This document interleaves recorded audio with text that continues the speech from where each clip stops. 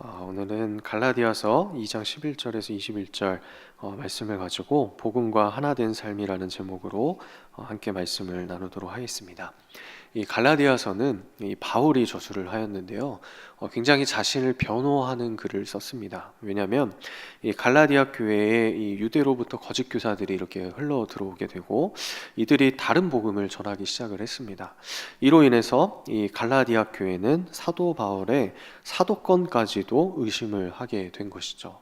그리고 사도 바울이 전한 복음이 이게 진짜 복음이 맞는지, 유대 그 거짓 교사들이 전한 게 더 맞는 것 같고, 이렇게 진짜 복음이 무엇인지를 좀 헷갈리게 된 그런 상황이 되었습니다.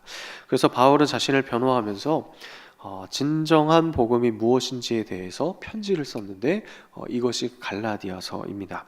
이 장에서는 크게 두 사도의 이야기가 나오는데요. 전반부에서는 이방인의 사도의 대표격인 이 사도 바울이 유대인의 중심지로 간 이야기가 나오고요. 그리고 오늘 본문 이 후반부 2장 후반부는 유대인의 사도의 대표격인 베드로라는 사도가 이방인 교회의 중심지로 오는 이야기입니다.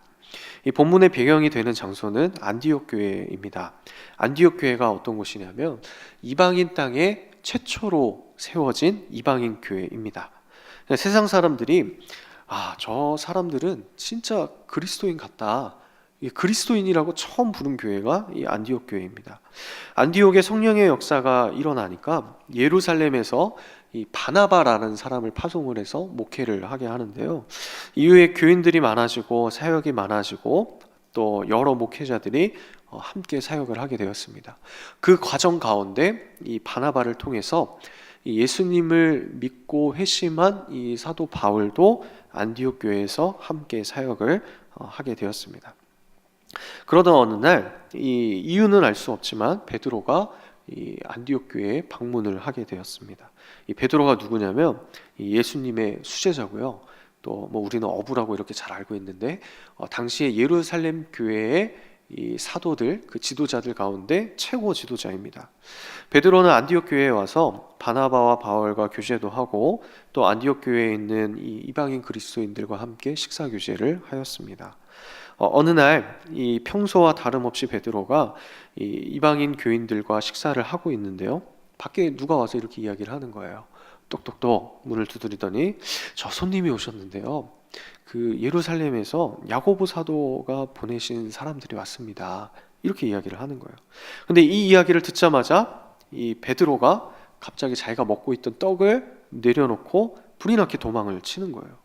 근데 문제가 여기서 끝이 아닌 게 이 광경을 보고 있던 이 안디옥 교회 거의 뭐 담임 목회자 격인 이 바나바도 이게 뭔가 좀 이상한데 하면서 그 자리를 피했습니다.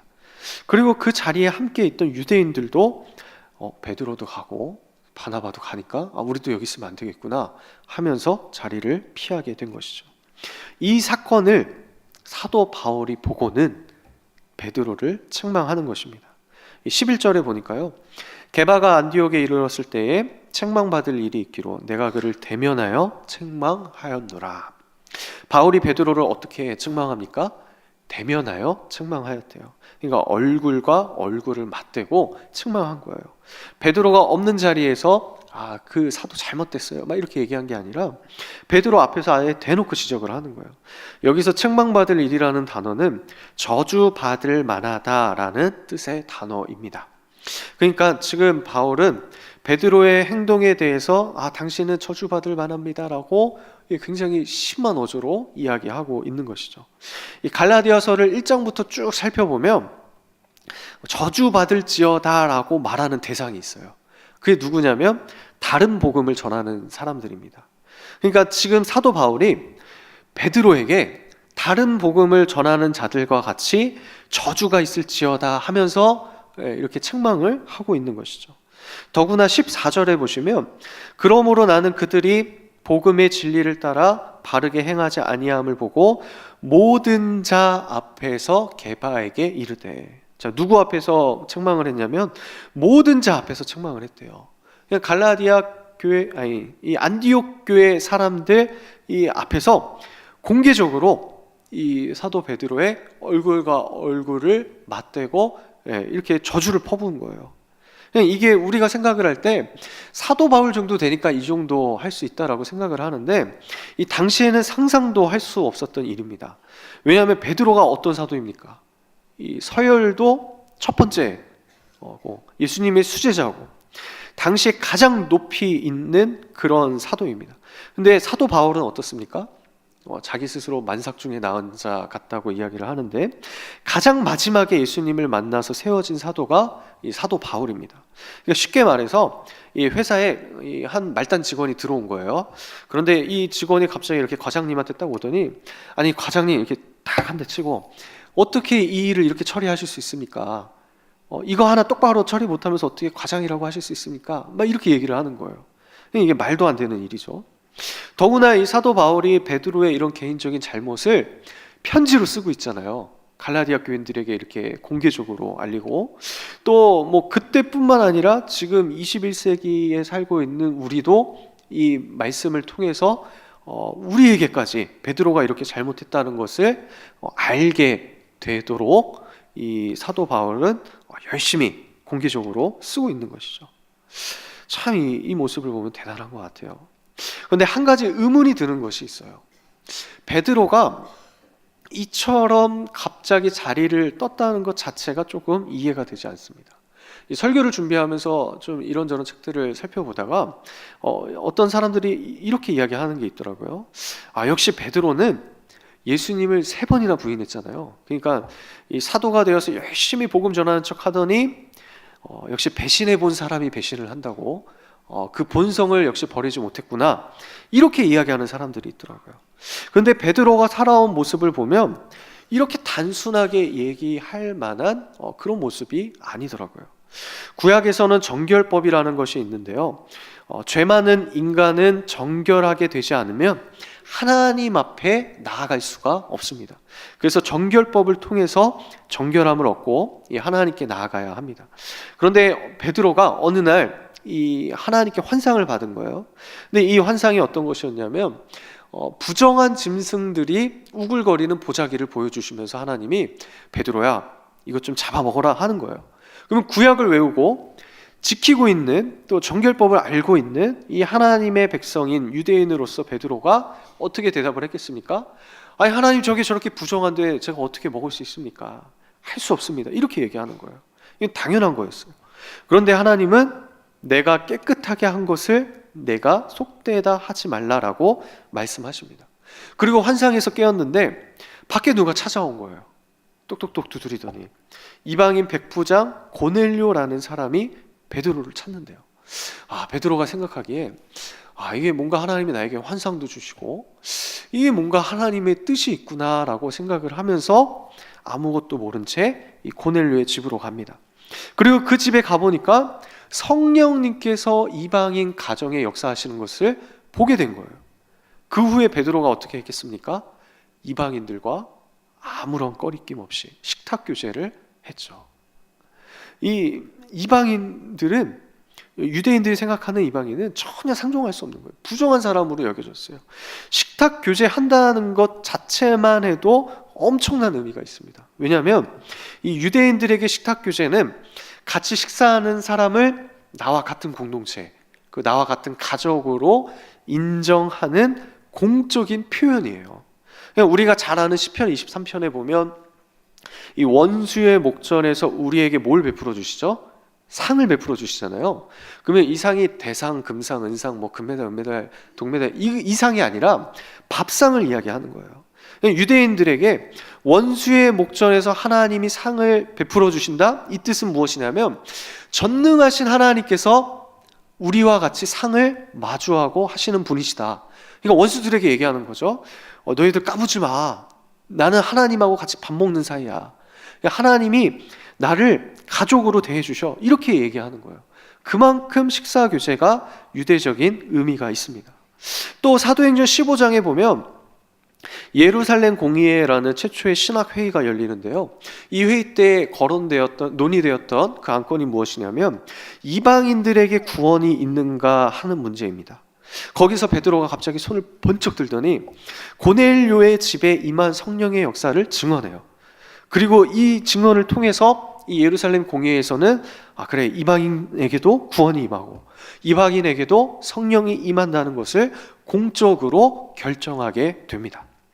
이런 베드로를 보고 역시 예수님 부인했던 버릇이 아직도 남아있구나 라고 말하기는, 단순하게 이렇게 이야기하기는 쉽지가 않은 일이죠.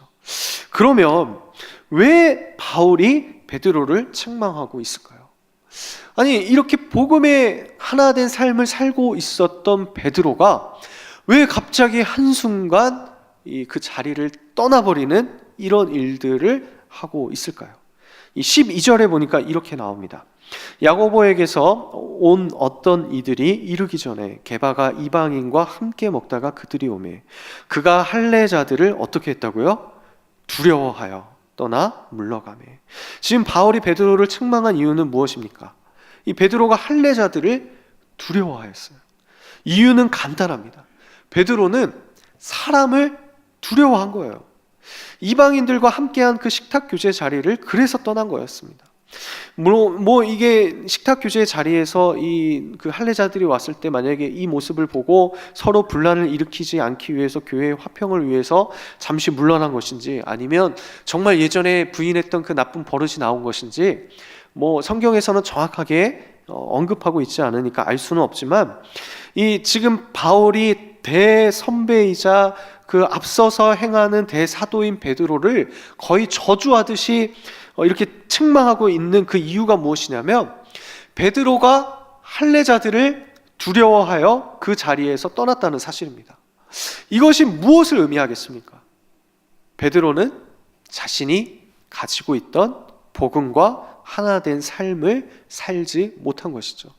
이것을 한 단어로 성경에서는 외식이라고 합니다.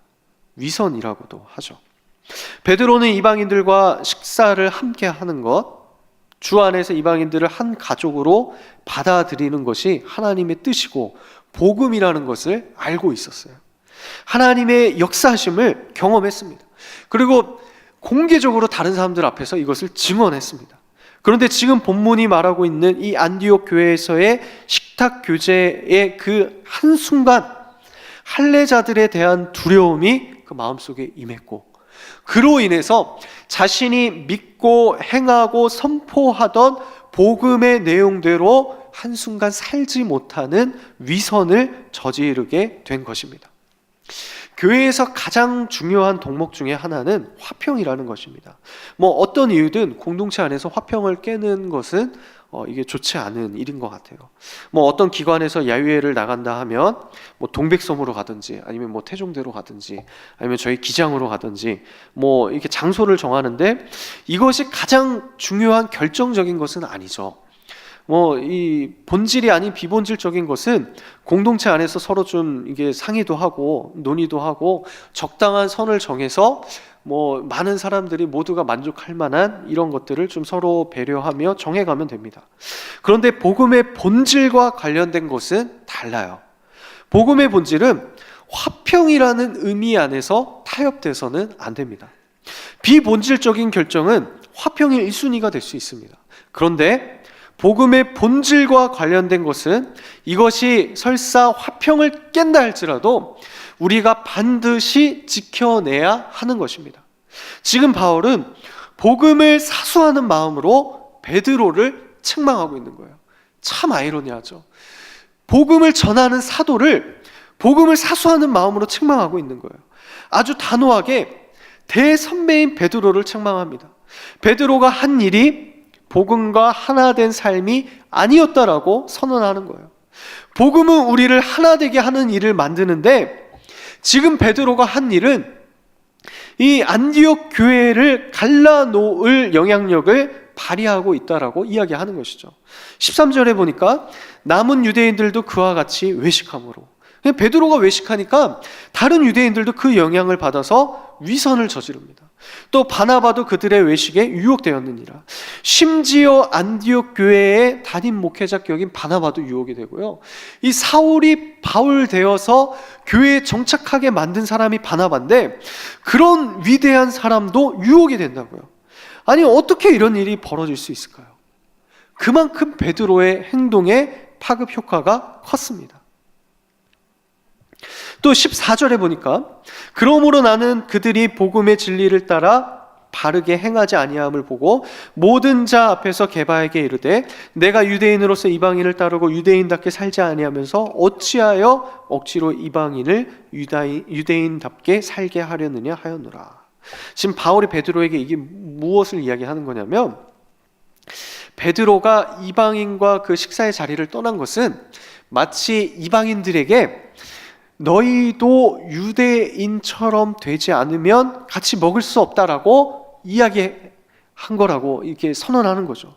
그래서 당신이 행한 행동이 복음 앞에서 바른 것인지 이게 다른 복음인지 한번 우리가 따져보자, 한판 붙어보자 이렇게 이야기를 하는 거예요. 굉장히 중요한 사건입니다. 베드로가 갑자기 왜 할례자들을 두려워했는지는 잘 모르겠습니다. 그런데 우리가 이 본문을 통해서 알 수 있는 사실은 이런 것입니다. 베드로와 같은 위대한 사도도 복음과 하나 된 삶을 살아가다가 어느 순간 넘어질 수 있다는 사실입니다. 우리 속에는 성령의 인도하심과 육신의 소욕이 끊임없이 싸우고 있습니다. 성령이 충만한 날은 그래도 좀 괜찮아요. 내가 좀 하나님 앞에 좀 떳떳하게 사는 것 같아요. 그리고 하나님 보시기에 좀 괜찮게 산 것 같아요. 그러면 기분이 좀 괜찮습니다. 그런데 내 삶에 조금이라도 요만한 빈틈이라도 생기면 이 육신의 소욕이 막 치고 올라오는 거예요. 그리고 나를 지배해 버립니다. 그리스도인은 성령에 이끌리는 삶을 살아야 하는데 나에게 이 죄에 합리화시킬 수 있는 조그만한 이유라도, 나태함이라도, 여유라도 생겨버리면 우리의 삶이 어느 순간 죄의 지배를 받고 살아가는 모습을 보게 되는 것이죠. 아마 각 사람마다 넘어지는 분야들이 다를 것입니다. 어떤 사람들은 돈에 약한 분들이 계시고요. 어떤 사람들은 이 체면에 약한 분들이 계십니다. 어떤 분들은 사람에 약하고요. 어떤 사람은 정직한 것에 약할 수도 있습니다. 어떤 사람이라도 완벽한 사람은 없고요. 이 세상에 의롭게 살 수 있는 사람은 아무도 없습니다. 오늘 본문이 그거를 이야기해주고 있는 거예요. 베드로와 같은 예수님의 수제자, 위대한 사도, 성경을 기록한 성령의 감동하심을 받고 한 점 오류도 없는 하나님의 말씀을 기록한 사도도 그렇게 복음대로 완벽하게 살지 못하는데 우리가 넘어지는 것 당연한 일입니다. 우리의 삶은 어떻겠습니까? 인간은 혼자서는 쓰러질 수밖에 없는 존재입니다. 우리는 스스로 무엇인가 할 수 있는 그런 존재가 아니라고요. 이것이 갈라디아서에서 계속해서 말하고 있는 인간의 모습입니다. 조금만 틈이 생겨버리면 그 순간 외식해버리는 것이 우리의 모습입니다. 아무리 완벽하게 살고 싶어도 실수하고 넘어질 수밖에 없는 게 우리입니다. 그렇기 때문에 우리는 우리의 힘으로 이것을 이겨내는 것이 아니라 예수 그리스도의 십자가가 필요합니다. 이 20절 말씀에 보니까 이렇게 나오는데요. 우리 20절 말씀 한번 같이 읽어볼까요? 내가 그리스도와 함께 십자가에 못 박혔나니 그런즉 이제는 내가 사는 것이 아니요 오직 내 안에 그리스도께서 사시는 것이라. 이제 내가 육체 가운데 사는 것은 나를 사랑하사 나를 위하여 자기 자신을 버리신 하나님의 아들을 믿는 믿음 안에서 사는 것이라. 자, 이 말씀이 왜 우리에게 필요한지 이제 어느 정도 이해가 되지 않으십니까? 왜 바울이 이 갈라디아서 2장 20절을 이렇게 쓰고 있는지 좀 어느 정도 이제 이해가 되는 것 같아요. 우리의 죄된 모습은 예수님과 함께 십자가에서 모든 진노를 받고 다 죽었습니다. 우리는 죽은 존재입니다. 아니 죽었던 존재예요. 그런데 예수 그리스도께서 십자가 진노를 죽음을 이겨내시고 다시 부활하심으로 우리도 함께 다시 살아나는 것입니다. 이것을 믿는 자들은 이제 죽었던 인생을 사는 것이 아니라 새로운 인생, 새롭게 사는 인생, 덤으로 받은 인생, 주님과 함께 사는 그리스도인의 인생을 살게 되는 것입니다. 혹시나 이 자리에 계신 성도님들 가운데 왜 내 삶은 매번 실패하고 있는지, 하나님 앞에서 너무 죄송하고 부끄럽고 수치스럽고 그런 감정들을 매일매일마다 경험하시면서 살아가시는 분들이 계십니까? 이제는 정말 하나님 앞에서 정직하고 바르게 살고 싶은데, 삶의 작은 부분이라도 하나님 앞에서 떳떳하고 싶은데 자꾸만 넘어지고 포기하지 못하고 하나님 앞에 다 내어놓지 못하고 좌절하며 그렇게 살아가고 계시는 분이 계십니까?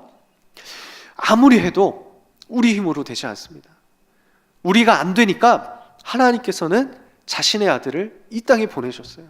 우리가 안 되니까 예수 그리스도의 영이신 성령을 우리 속에 아예 심어주셨어요. 이것이 복음입니다. 넘어지는 인생, 완벽하지 않는 인생이 실패한 인생이 아닙니다. 우리는 때로는 살다 보면 넘어질 수 있어요. 실패할 수 있어요. 아니, 대사도인 베드로도 넘어졌고 바나바도 넘어지고 성경의 수많은 인물들, 아브라함, 수많은 다윗도 죄들을 지었고, 이 성경의 인물들은 실패하는 스토리를 우리에게 알려주고 있는 거예요. 사람이 아무리 할지라도 그것을 완벽하게 살아갈 수 있는 사람이 없다라고 성경이 말하고 있습니다. 그런데 복음이 무엇입니까? 우리의 인생의 넘어짐은 모두 다 예수 그리스도께서 담당하시는 것이고, 우리는 주님과 함께 다시 살아나서 새로운 인생을 살아가는 것입니다.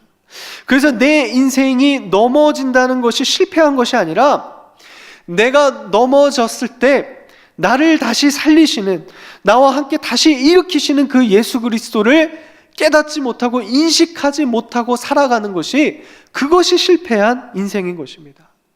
그래서 이번 한 주간 또 살아갈 때 우리가 때로는 좀 주저앉고 또 인생을 포기하고 싶을 때가 있을 수 있습니다.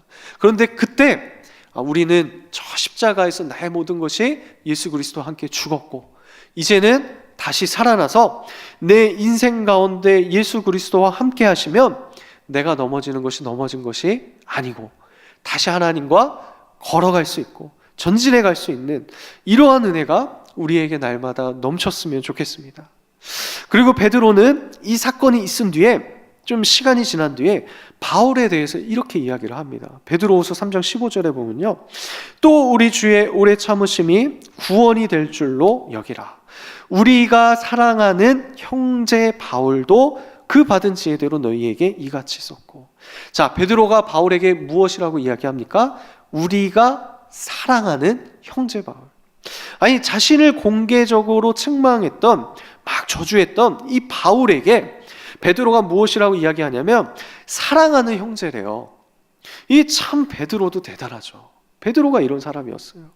자신을 책망했던 까마득한 후배, 서열로 따지자면 보이지도 않는 그 잉크도 안 마른 그런 후배가 이 복음 안에서 자신을 책망했는데, 그것도 공개적으로 얼굴을 대면하여서 모든 사람 앞에서 부끄럽게 하였는데, 그 바울을 사랑하는 형제로 인정합니다.